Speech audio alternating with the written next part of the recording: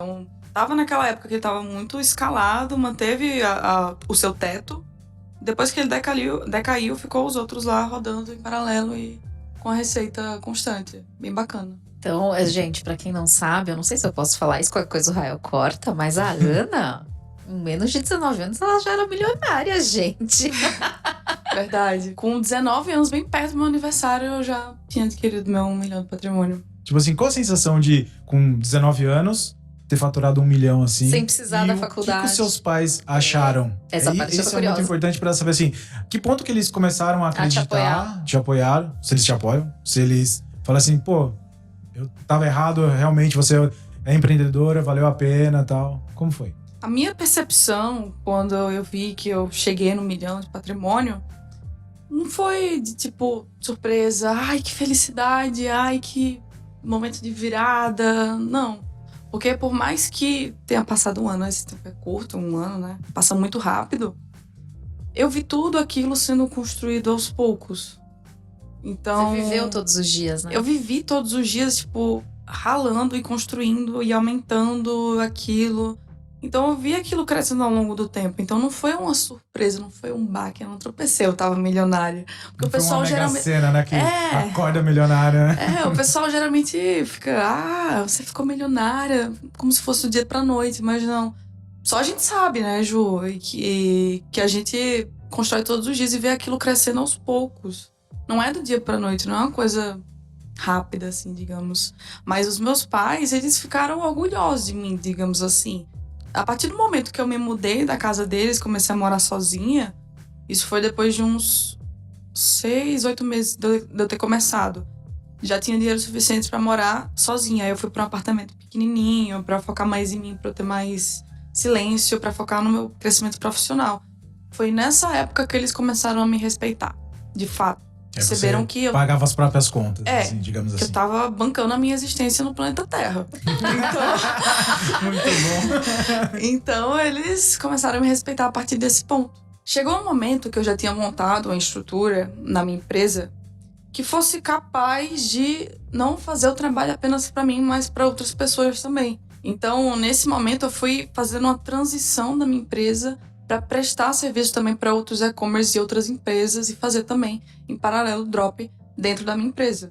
E o que foi que aconteceu, né? A minha empresa passou de ser uma empresa que só fazia drop do modelo tradicional a ser meio que um guarda-chuva com vários ativos, onde hoje nós temos lançamento de infoprodutos, temos lançamento de produto físico, que eu consigo fazer hoje com o conhecimento que eu adquiri sobre e-commerce e tal, e também prestação de serviços, além da curadoria de conteúdo própria, que a gente está amadurecendo esse projeto da Infocus, que é o nome que a gente escolheu.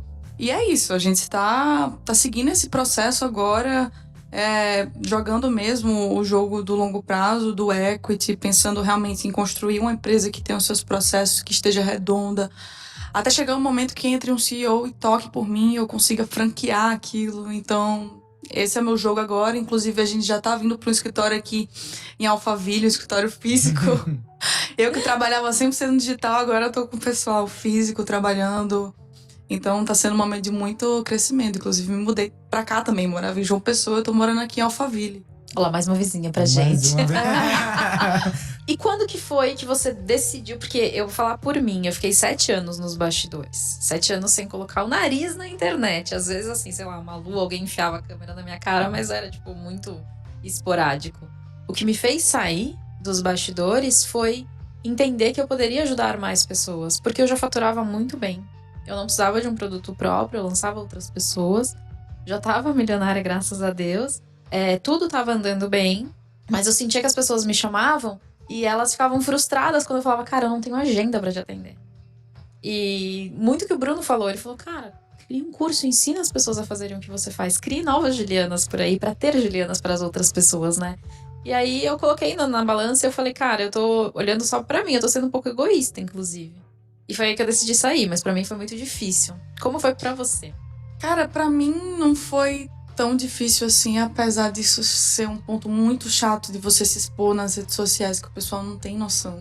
Tipo, não tem nem zero noção. A pessoa não bate na porta, na sua campainha, na sua casa, e te xinga, entendeu? Você não entra e bagunça tudo na casa do outro. Você acha que você pode fazer o que quiser dentro da casa do outro. A pessoa acha que é assim, entra no Instagram da outra pessoa, acha que pode fazer o que quiser, mas não, ali é a casa dela, ali é o território dela, tá entendendo? Então isso é um ponto muito chato de você se expor nas redes sociais. E eu tive que lidar com isso muito nova, Ju. Muito nova. Lembra que eu te falei que eu comecei a me expor assim, só que eu não falava sobre marketing digital, eu falava sobre nutrição? Começou aí.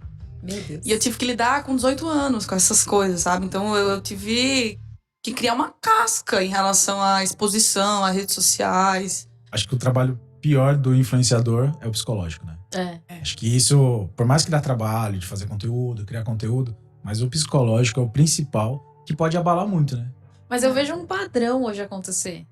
Que, pelo menos eu observo muito e eu vejo. Então a pessoa, ela começa a produzir conteúdo, ela tá lá, ela se entrega de corpo e alma.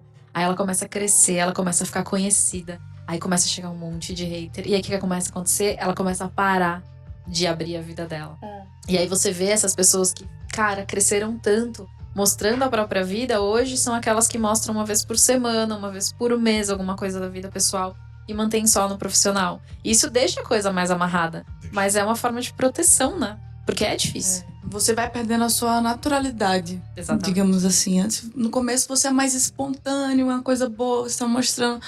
Mas ao longo do tempo, com as críticas, o povo querendo se intrometer na sua vida, você vai perdendo essa naturalidade. Eu acho que é o rumo das coisas. É engraçado, às vezes eu dou uns exemplos nos meus stories. Eu falo, por exemplo, assim, fulano fez uma festa. Aí eu coloco entre parênteses. Não estávamos na época de pandemia. Não, você tem que deixar muito bem explicado tudo. Porque assim, eu tô dando um exemplo. É um exemplo, às vezes, bizarro. É um exemplo que nunca conseguiria acontecer. Mas aconteceu uma vez de eu não colocar. Não, estávamos tendo pandemia. A pessoa, mas não pode que tá tendo pandemia. Eu falo, cara, eu tô falando de extraterrestre. É um exemplo. Sabe? Então, é verdade. É exatamente isso. As pessoas, elas perdem a naturalidade. Porque você começa parar pra pensar, porque você já tá tão acostumado que você começa a parar pra pensar, não, se eu mostrar esse copo d'água aqui, eles vão reclamar, porque de repente a água, ela não é mineral, ou ela não é do filtro, ou ela sei lá do que, não tá gelada, não tem gelo, e você fala, melhor não mostrar, né? Você acaba deixando de mostrar muita coisa que seria interessante pros seus seguidores, pro seu público, por questões do que é a opinião que os outros vão ter em cima daquilo. Então assim, hoje em dia você tá muito, tipo, uma caixinha assim, que você fala assim, meu, se eu mostrar isso, eu vou ter hater, se eu fizer isso, eu vou ter hater. E aí você acaba ficando naquela bolha e acaba não fazendo nada. Ou você liga o botãozinho lá e não estou nem aí pra ninguém e vai com hater mas mesmo. É difícil. Mas é difícil, mas aí tem que ter muito preparo psicológico pra isso. Tem que ter estômago, tem que ter terapia, tem que ter autoconhecimento, a pessoa tem que saber muito quem ela é. De fato, ela tem que entrar num processo de autoconhecimento pesado. Porque o que eu mais vejo por aí é o pessoal ensinando persona sem nem saber quem ela é. Aí quando acontece esse tipo de coisa, a pessoa se retrai, a pessoa pega o pior caminho. Você sabia que a diferença entre o herói e o vilão é só a forma que eles canalizaram os traumas que eles passaram pela vida? A única diferença do herói e o vilão é que aconteceu um trauma na vida deles e que o herói soube canalizar aquilo pra uma forma positiva e que o vilão canalizou para o lado muito bom esse negativo. Exemplo. Exato. A maioria das pessoas que me xingam, que brigam comigo, eu tento conversar. E eu sempre consigo reverter. Porque você vai ver que no fundo, sei lá, ou foi uma palavra que ela interpretou da forma dela, ou é um tipo de atenção que ela tá querendo. E quando você tá conversando, você tá dando atenção pra pessoa.